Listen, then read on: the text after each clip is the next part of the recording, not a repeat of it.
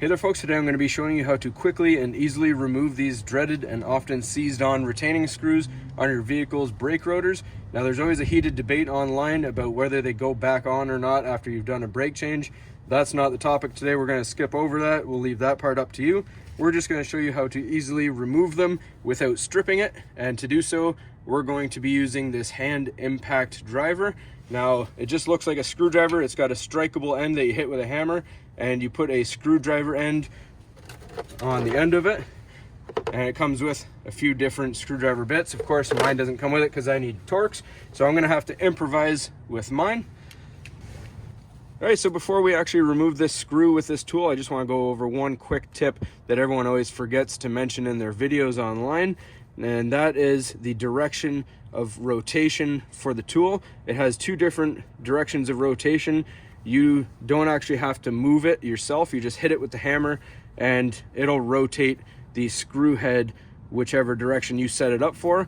And to do that, all you have to do is grab the grip here, and you're going to pinch the end where you put your screwdriver bit. You're going to push it in, turn it counterclockwise, and that, when you hit it with the hammer, it will loosen, so it will go counterclockwise and loosen that screw. If you want to tighten the screw down, you go the other way, push down and twist clockwise. So we're going to be loosening this, so we're going to go counterclockwise.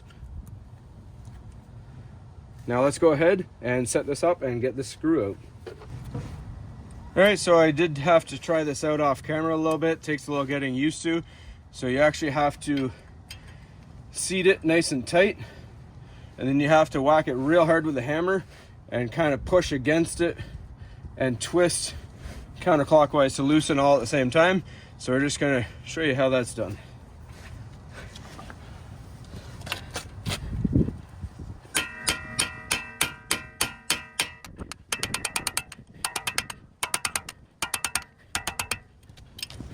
All right, still a bit seized on, so we're just going to keep on hitting it.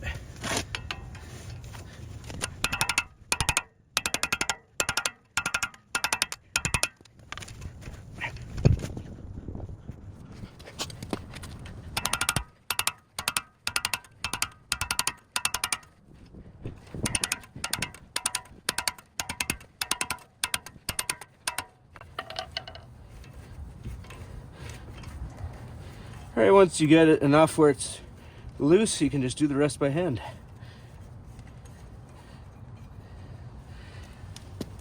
And you can see all that rust. That's why it's all seized on. So now we're just gonna put it back in. We'll have fun with it next time we do it.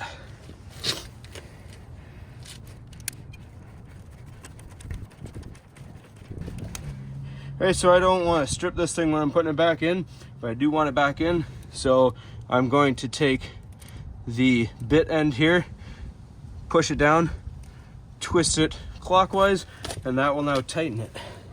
So now while we're tightening it, same thing, hit it with a hammer while pushing as hard as we can against the screw and twisting to tighten.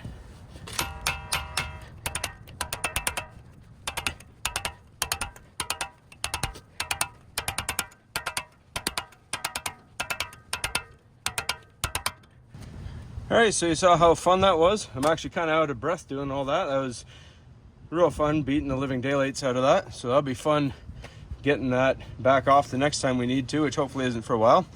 And that was with the tool that's supposed to make it easy. As you can see, this is the first time I use this tool. It's taken quite a beating. So that's all there is really to it, folks. Other thing, just make sure, give your rotor a little wiggle test. Make sure you do have that seated all the way. Get your wheels on, torque them to spec, and then you're good as gold. Thanks for watching. Hope it was helpful. As always, please don't forget to like and subscribe, and link for the tool is going to be in the description.